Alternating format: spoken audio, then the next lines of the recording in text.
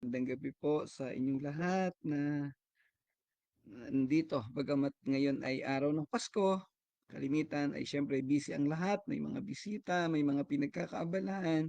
Pero ito po tayo po ay tuloy-tuloy na mag-aaral ng salita ng Panginoon. So hindi po naman natin ito masyadong patatagalin. Mga 30 to 45 minutes ang ating talakayan sa gabi pong ito.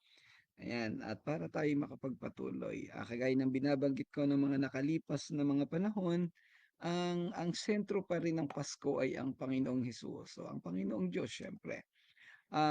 Dahilan siya ang sentro, dahilan siya ang dahilan kung bakit nagse-celebrate tayo ng Pasko.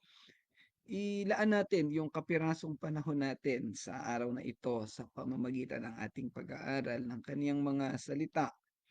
Yan, at ako po'y natutuwa sa inyong lahat dahil nandiyan pa rin kayo, patuloy na nag-aaral, ano po, at patuloy na nakikisama sa akin. At siyempre, ang pinaka natutuwa sa lahat ng bagay na ito na ating ginagawa ay ang Panginoong Diyos. Nabibigyan natin siya ng kapurihan. Sige po, tayo po'y magpasimula sa pamamagitan ng panalangin. Samahan po ninyo ako ulit.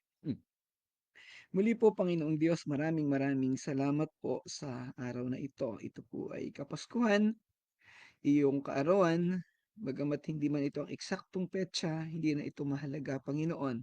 Ang mahalaga ay dumating ka sa mundo upang kami ay tubusin, upang iparamdam sa amin kung gaano mo kami kamahal at gaano mo pinahahalagahan ang buhay namin. Salamat po, dakilang Diyos, dahil nandito ka, nandiyan ka at kasama ka namin. Ano man ang sitwasyon namin ay mayroon kaming Diyos na maaasahan at mayroon kaming Diyos na napapagkatiwalaan, na nagmamahal at nag-iintindi sa amin. You really cared for us. Panginoon, salamat po sa gabing ito na kami makapagpapatuloy na pag-aaral ng iyong salita. Salamat sa mga kapatid, Panginoon, na patuloy mong binibigyan ng katiyagaan, ng commitment, ng pagmamalasakit, pagmamahal sa iyo. Patuloy ba kaming gabayan at samahan, Panginoon, sa gabing ito as we tackle your words, maunawaan namin ito at patuloy na maging gabay sa aming pamumuhay. Salamat po, dakilang Diyos, sa pangalan ng Panginoong Hesus. Amen. Okay, so ayan ang atin nga pong sa ating pagpapatuloy ng pagtalakay, tayo ay nasa Isaiah chapter 55 pa rin. Ito pong talakay natin ngayong gabi ay verses 4 and 5.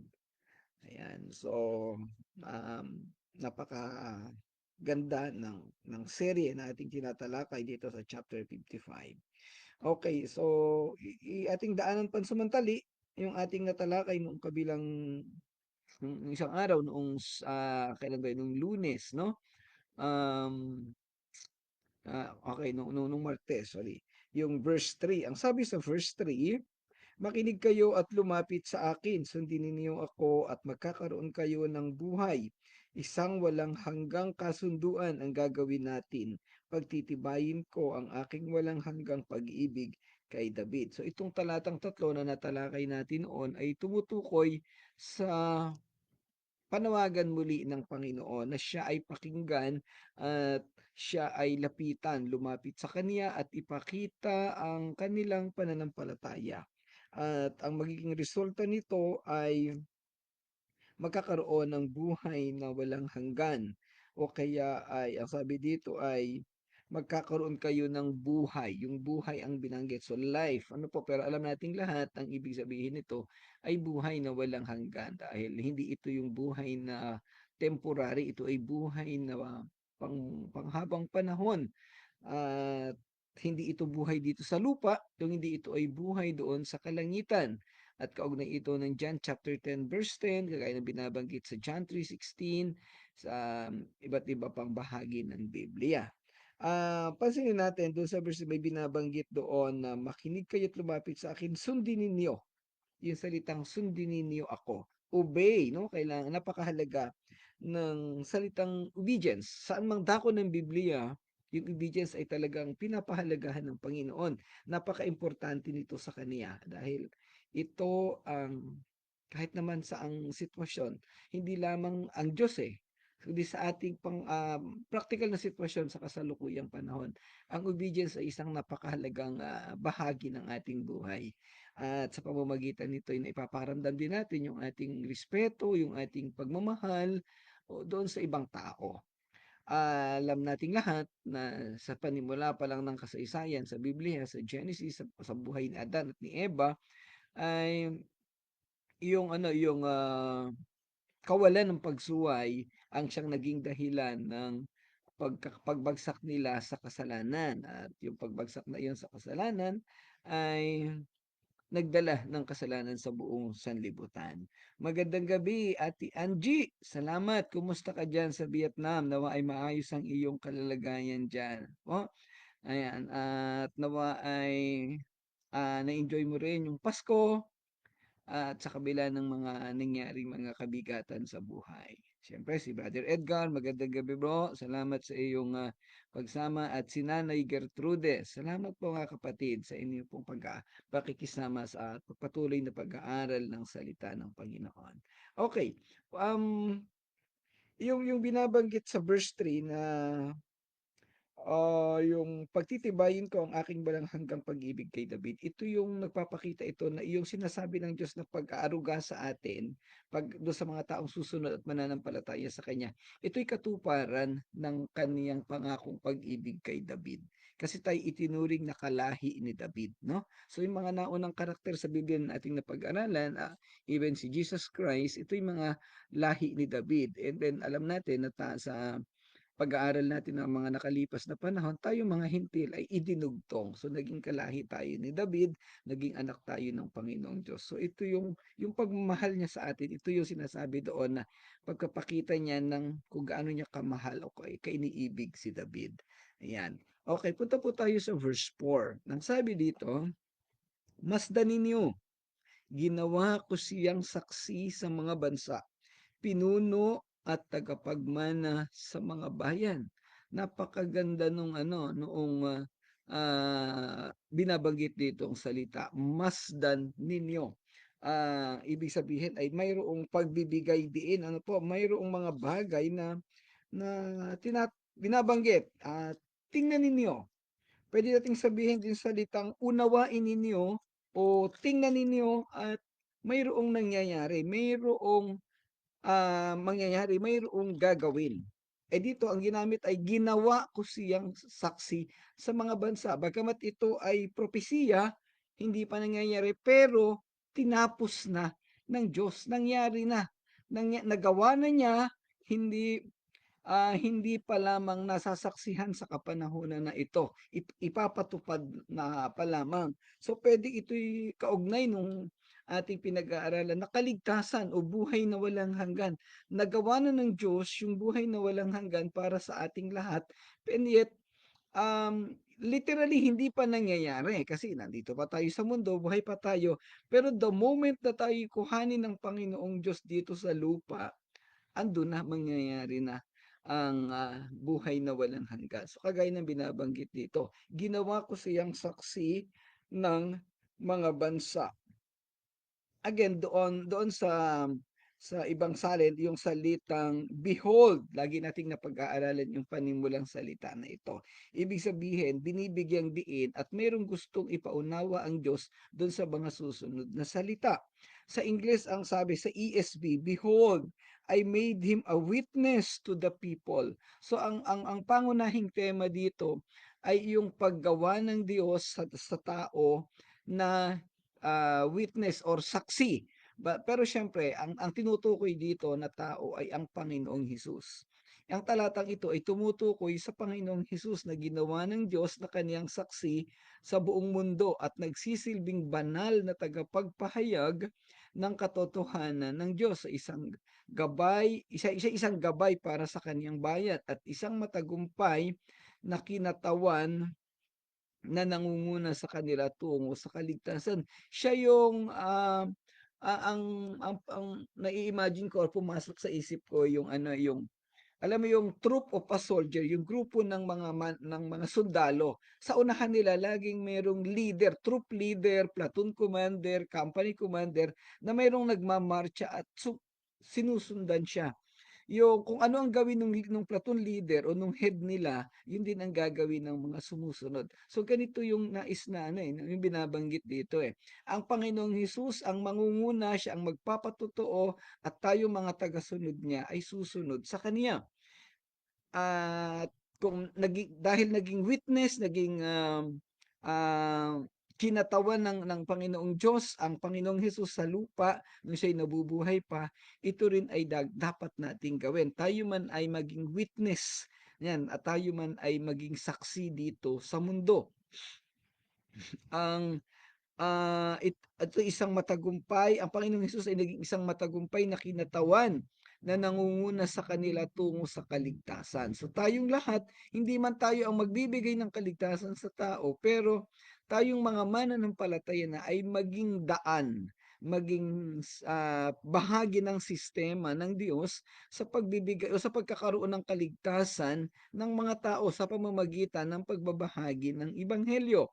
Tinutupad ang mga pangakong ginawa kay Haring David. So ito yung si Haring David mismo ay naging witness, ano, at naging tagapanguna at naging testimonya ng kabutihan ng Diyos. Ang talatang ito ay isang makapangyarihan at makahulang talata, prophetic, na tumutukoy sa mga tema ng pamumuno, paggabay at pagpapatotoo. Maaari itong ituring na isang pagbabala at ng pagdating ni Hesukristo o ng Panginoong Hesus, gayon din bilang isang pagpapahayag ng tungkulin at responsibility ng mga tinawag upang pamunuan at gabayan ang bayan ng Diyos. Ang mensahe nito ay may kaugnayan pa rin ngayon tulad noong sinaunang panahon na nagpapaalala sa atin ng kahalagahan ng pagiging tapat na mga saksi at mga pinunong lingkod sa kaharian ng Diyos. Ang talata ay nagsisimula, ayun, binanggit natin sa salitang masdan or behold, na kadalasan ginagamit sa Biblia upang maakit o magbigay atensyon sa isang bagay na mahalaga o makabuluhan. Sa kasong ito, nagsisilbi itong pagbibigay diin sa kahalagahan ng taong pinag-uusapan. Siyempre si Jesus Christ. Pero part ng binabanggit kasi dito yung leadership, eh. Pagkatapos ay ipinapahayag ng talata na ibinigay ko siya bilang patutuo sa mga tao. Ipinapahiwatig nito na ang individual na tinutukoy ay pinili at hinirang ng Diyos upang magsilbing patotoo sa mga tao, witness, testimonya. Sabi dun sa Acts chapter 1 verse 8, you shall be my witness in Jerusalem, in Judea, in Samaria, and in the ends of the earth. No, ayan, so yung ganung part. At ito ay nangyayari hanggang sa ating kasalukuyang panahon. Ipinahihiwatig nito na ang taong ito ay magiging mensahero ng Diyos, tagapagpahayag ng kaniyang salita na may tungkuling maghatid ng isang partikular na mensahe o paghahayag sa mga tao. Kagaya ng nabanggit ko kanina, itong taong tinutukoy dito ay ang Panginoong Hesus. At ito'y tumutukoy doon sa sitwasyon na siya ay magiging daan, magiging catalyst o kaya ay avenue, daan, highway para makadaan yung kaligtasan. Bakit yung mga highway, mga tulay na tinatayo sa buong mundo, sa Pilipinas, ito ay nagsisilbing daanan ng mga sasakyan para madaling makapag-travel, makarating sa isang lugar. Ngayon tayo bilang mga anak ng Diyos, ang ating buhay ay nagsisilbing daan para yung kaligtasan ay makarating doon sa iba't ibang tao na wala pang pananampalataya sa Panginoon. Pagkatapos ay inilalarawan din ng talata ang taong ito bilang isang pinuno at commander. Ayan, so nangunguna, nabanggit na natin. Ano? Ang paggamit ng terminong pinuno at commander sa King James ay nagmumungkahin ang individual na ito'y magkakaroon ng otoridad at impluensya sa mga tao at magiging responsable sa paggabay at pagdidirekta sa kanila. Okay, nabanggit kasi dito ay yung pamumuno, yung authority, influence. So lahat ito ay mga karakteristik ng salitang leadership. Nakakalungkot po na sa kasalukuyang panahon, maraming itinatalagang leader na Um, puwede naman sabihing competent naman kaya lang natatalo ng mga tukso ng mundo, natatalo ng kasalanan. ang ating gobyerno ay sinasabing hindi daw maayos ang leadership ng presidente, ang leadership ng Senado, ng Congress at kung sino-sino pa. Kaya nagkakaloko-loko ang mundo.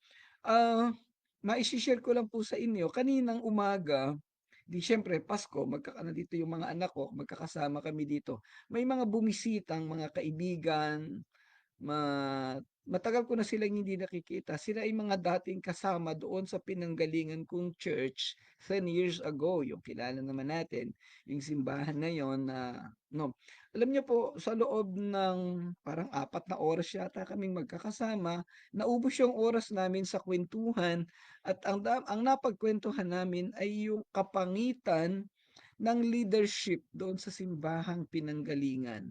Nalulungkot po ako dahil, well, aware naman ang mga taga Touching Lives. Alam ninyo lahat yung mga naging sitwasyon at actually yun ang naging dahilan din kung bakit ako umalis doon. Ang daming issue na sinabi noong mga tao, si Daryl mismo ay may raming na-share itong actually yung mga tao, yung mga bumisita kanina ay mga kapatid ni Pastor Mark, yung aking manugang, no? Ang dami nilang na-share at sabi ko ang tanong ko sa kanila, "Teka, church pa ba yung pinag-uusapan natin? Mukhang hindi na." Kasi talagang ang gulo tapos ang sinabi ko ulit, para bang parang Pilipinas yung church na ang sitwasyon ng Pilipinas sa leadership napakagulo, eh. Itong church na ito nalulungkot po ako dahil ganoon ang sitwasyon, napakagulo, issue ng pera, issue ng leadership, issue sa treatment sa mga tao. At nakakadagdag na kalungkutan dahil alam natin ninyong lahat na isa ako sa ginamit ng Panginoon para masimulan ang church na ito 24 years ago. Eh, nalungkot ako dahil ngayon na iyon na yung kalalagayan nila na masyado nang na-contaminate ng prosperity, material blessing. Bakit ko ito? Kaya ko ito binabanggit kasi ang matinding issue dito sa pinag-uusapan nating talata, verse 4 ay leadership. Ang sabi ni John Maxwell, ang anumang bagay ay lumalago at bumabagsak sa pamamagitan ng leadership. Napaka-importante ng leadership sa isang bagay. Hindi po ako perpektong leadership. Ang dami kong kapalpakan, ang dami kong problema, ang daming maling nagagawa o na desisyon. Kaya sa biyaya ng Panginoon kahit papaano ay nandoon sa side na binibigyan ng Panginoon ng karunungan para makapamuno.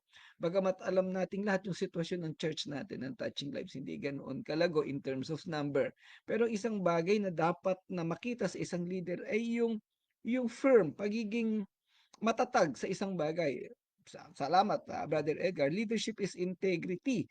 Ang isang bagay na pagkwentuhan namin kanina, hindi ni Daryl, kasi may mga sitwasyon na kahit mali na yung ginagawa ng isang tao dahil nakakapagbigay ng pera o nakakatulong sa gawain in terms of money, eh, nababypass na yung integridad. Eh, kinu-question yun.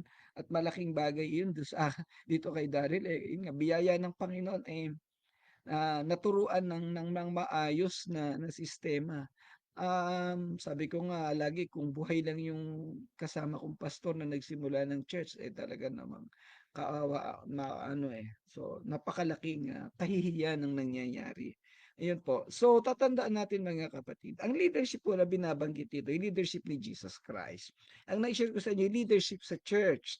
Pero hindi lang po leadership ni Christ at leadership sa church ang nasasakop ng leadership. Babalikan ko uli yung sitwasyon na ang isang pinakaimportante, leadership sa pamilya. Do'n po nagsisimula lahat. Bakit may mga pastor na pumapalpak? Bakit may mga politiko na mali ang sistema sa buhay? Posibleng sa pamilya na pinanggalingan nila, may problema ang leadership. No po, kaya yung inaasahan ng Diyos na sa mga mananampalataya na maging tagapaghayag ng mensahe o maging tagapanguna, hindi nangyayari. Kasi sa halip na makapag-perform ng maayos itong leader na itinalaga ng Diyos, eh hindi nagagampanan ang trabaho dahil meron siyang mga nakalipas na kasaysayan sa pamilya niya na hindi maganda na iimpluwensyahan. Kaya ito po ay panawagan muli sa mga tatay, sa mga lalaki na nandyan at sa mga kabataan pa na magsisipagbuo ng pamilya several years from now. siguraduhin natin na ang leadership na meron tayo sa ating pamilya ay leadership na ang Panginoong Diyos ang sentro, ang Panginoong Diyos ang pundasyon. Nasubukan kong maging tagapanguna o maging tatay doon sa sitwasyon na wala ang Diyos sa buhay namin. Sabog-sabog po ang buhay namin, walang kaayusan. Kaya napakalaking biyaya ng Panginoon na ako ay, pinili ng Diyos, itinalaga ng Diyos na maging mananampalataya. At buhat ng maging mananampalataya ang pamilya namin, unti-unti yung mga kapalpakan ko nung unang panahon ay naiayos hanggang sa ako'y maging pastor. So, napakaimportante po ng leadership. Ang sinasabi dito ng Panginoon, magiging patotoo ka, epektibong patotoo ka sa mundo kung ikaw ay mayroong maayos na pamumuno. Now, leadership sa pamilya, dinidiin natin. At ang pinakamahalagang bagay na dapat nating makita, leadership sa sarili natin. Paano natin ililid ang sarili natin? Parang ang hirap nun. Sarili na natin, ililid pa natin. Totoo po yun. Kasi ang ating tao dito, ang ating pagkatao sa mundo ay parang pawn. Yung pawn, ito yung, kung may naglalaro sa inyo ng chess, ito yung piyesa ng chess na itinutulak ng iba't ibang piyesa. Dinidiktahan, tinutulak, inuutusan, at kung anong marinig niya, kung anong makuha niyang utos, ay gagawin niya lang. Susunod lang siya ng susunod. Kung ang pawn lamang ay po puwedeng mag-isip, ay puwedeng hindi niya gawin yung ibang tira sa kanya. So tayong mga tao, maraming impluwensya sa paligid natin na tayo'y maririnig. Hindi natin kinakailangang sundin lahat ng impluwensya na iyan, lalo na kung ito'y makakasama. Yan po yung tinatawag nating leadership within us. Ang totoong panimula ng leadership ay ang Panginoong Diyos at ang susunod ay leadership within us, no? Si John Maxwell, kilala siyang tagapagturo sa usaping leadership. Meron siyang mga aklat na isinulat, and one of them is leadership within us. Doon sa PNPA, yun ang isang reference na ginagamit namin. Napaka-importante po ng leadership sa lahat ng aspeto ng buhay natin. Kaya mga kapatid, ang Pasko po ay hindi simpleng celebration lamang, nakakain ka o kung anong mga bagay man. Dapat titingnan din natin yung mga bagay na ito. Ang dahilan kung bakit may Pasko, dahil sa Panginoong Hesus, dahil sa kaligtasan. At ang mga bagay na, isang bagay na kaugnay ng kaligtasan ay ang leadership. Ito yung binabanggit dito sa ating pinag-uusapan na ito. Muli ang talatang ito ay maaaring ituring na propesiya sa Panginoong Hesus bilang Panginoong Diyos at tagapagligtas. Pero iyon nga, kung hindi naging maayos ang leadership ni Jesus Christ, walang kakristyanismuhan sa mundo. Hindi tayo maliligtas at hindi makakapanguna. Pero alam natin na sa usapin ng leadership, may mga lapses ang leader, may mga lapses ang mga tagasunod. At kagaya din ng nangyari sa 12 apostol, hindi nila totally naunawaan si Jesus Christ nung kasama nila. Pero noong panahong nawala na si Jesus Christ sa mundo, saka sila nakaperform. Alam na natin ang kasaysayan. Kung tayo ay mananampalataya, tayong lahat ay mananampalataya sa kasakulukuyang panahon, wag na nating intayin na mawala pa yung leader natin bago tayo kumilos. Kung bahagi kayo ng isang organisasyon o ng isang samahan, ng isang kumpanya, ay wag na ninyong intayin na mawala pa yung tagapanguna bago kayo kumilos. Mas mahalaga, mas maganda ang magiging sitwasyon kung habang kasama pa yung tagapanguna ay maging bahagi na tayo ng isang wastong sistema, isang wastong pagpapatupad o tagapanguna, dahil darating ang panahon na mag-iisa na, mahirap mag-aral 'pag nag-iisa na, mahirap, maisakatuparan ang mga bagay-bagay. Ang Pasko ay celebration ng kapanganakan ng Panginoon. Ang isang bagay na tinatalakay dito sa talatang ito, ang sabi doon, ginawa ko siyang saksi sa mga bansa.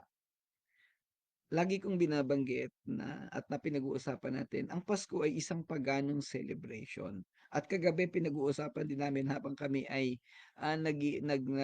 kukwentuhang mag-aama, yung Noche Buena time or yung preparation, um, pagano ang Pasko sa mauna pero bilang mananampalataya, bakit natin ise-celebrate bilang pagano? Eh, di gawin natin yung totoo na naaayon sa sistema ng Diyos sa Biblia. Um, papaano tayo magiging witness? Paano tayo magiging saksi? Ang dalhin natin yung mensahe ng Pasko sa pagiging saksi sa mundo, sa pamamagitan ng pagpapatotoo sa mundo na ikaw ay tunay na mananampalataya, na ikaw ay tunay na sumusunod sa Panginoong Hesus, na ikaw kahit nasa mundo ka ay nagagawa mo yung isang bagay na nagbibigay kaluguran sa Panginoon. Kahit tayo nasa paligid ng masasamang tao, masasamang kapaligiran, nakakapamuhay tayo sa isang mabuting pamamaraan na nakatugma sa sitwasyon o sa sistema ng Panginoong Diyos. Personal mong buhay, buhay mo sa pamilya mo, buhay sa paaralan, buhay sa trabaho, sa simbahan, o kung saan mang lugar ka dinadala ng Panginoon. At yun po ang pinaka-epektibong saksi. Ang Panginoong Hesus sa bawat lugar na puntahan niya nung siya'y nabubuhay pa dito sa lupa, nagdala siya ng isang matibay na katuruan, matibay na mensahe na ang pinakadulo ay ang kaligtasan at buhay na walang hanggan ng mga tao. Tayo mang mga tao sa mundo ay pwede ring magawa ito dahil tayo ay karugtong ng Panginoong Jesus, Christ-likeness. Totoo po, Nanay Gertrudes, na-discuss po natin yan ng maraming pagkakataon na hindi po talaga December 25. Ayan, kung gusto niyo pong makakuha pa ng mga information about diyan sa date ng celebration, pwede niyo po akong i-chat at ibibigay ko po sa inyo ang mga bagay-bagay tungkol po diyan sa December 25. Ayan, so ang mga leader na nauna sa Biblia ay naging mahalagang saksi, sumunod sa Panginoong Hesus. Wala na ang mga leader na yan, wala na ang mga apostol, wala na yung mga sumunod sa kanilang tagapanguna ng church. Ang natitira ay tayo, nakaanib ng simbahan. At ang simbahan na yan ay ang nangunguna diyan sa pangkalahatan ay ang Panginoong Hesus. So dahil tayo kasunod, kabahagi, kadugtong, nakipag-isa sa Panginoong Hesus, dapat makita sa atin yung pagiging tunay na saksi. At yan ang isang practical na application ng Pasko. Ang pagiging saksi sa ngalan ng Panginoong Hesus para ang mga tao sa mundo ay maging mananampalataya or makakilala sa Panginoon. Yung Great Commission, yung Acts chapter 1 verse 8 na you shall be my witness, yun ay katugma ng mga talatang binabanggit dito. Masdan ninyo, ginawa ko siyang saksi sa mga bansa. Pinunot tagapagmana sa mga bayan. Doon nga ay binabanggit doon yung pangunguna, so leadership and witnessing. Yan. Napaka-importante na makita natin ito. So mga kapatid, pagkatapos ng Pasko, nasaan tayo? Paano natin ipamumuhay ang pagiging mananampalataya in the spirit of Christmas, in the spirit of the birth of Christ, and in the spirit of being a Christian, being a believer. Sa mundo na puno ng kasamaan, sa mundo na pawang pagano na sinasabi natin.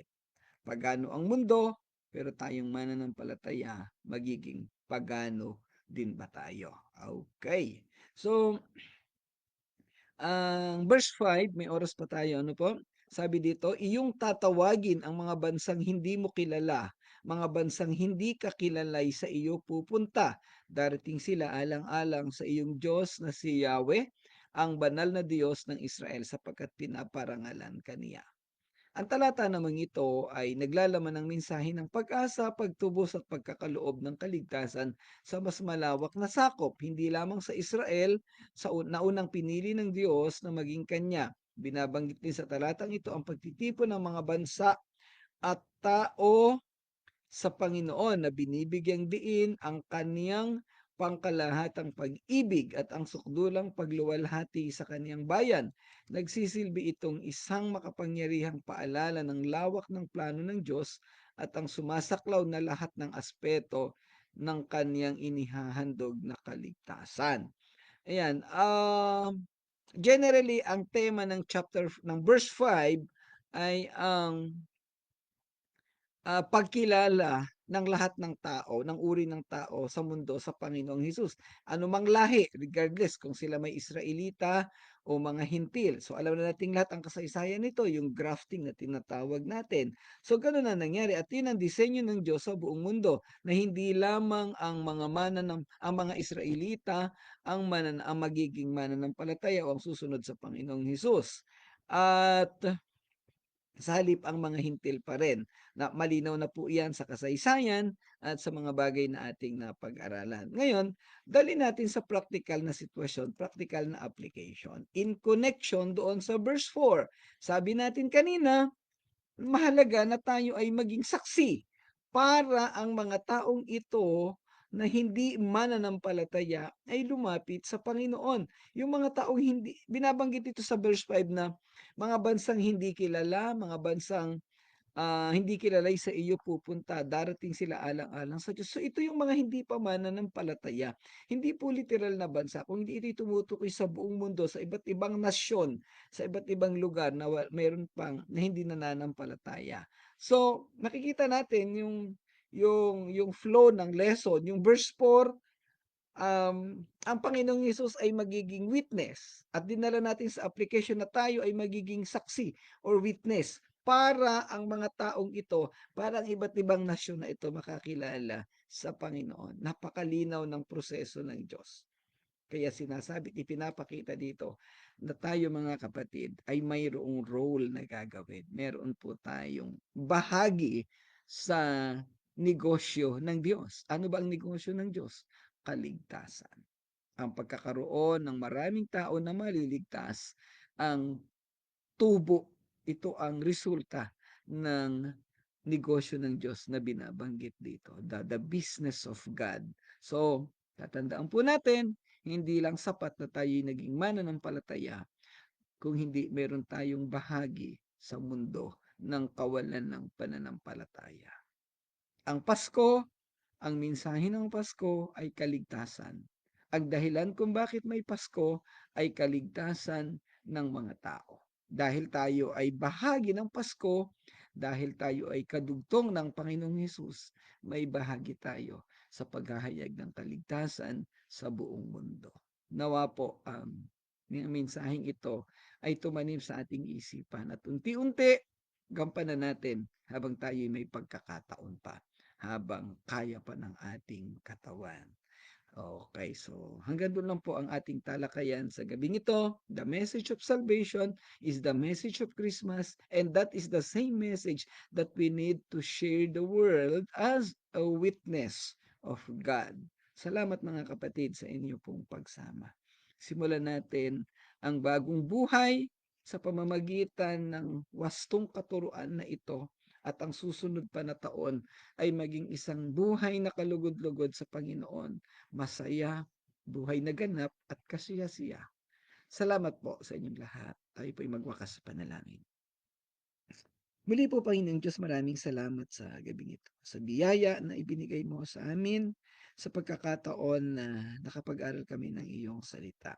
Salamat, Panginoon, sa mga kapatid namin na nag-join at nagbigay ng panahon nila sa ganitong pag-aaral. Patuloy mo silang pagpalain at gabayan, patuloy mo ipakita sa kanila na ang tunay na mensahe ng Pasko ay ang paglilingkod sa iyo upang maabot ang mga taong wala pang pananampalataya.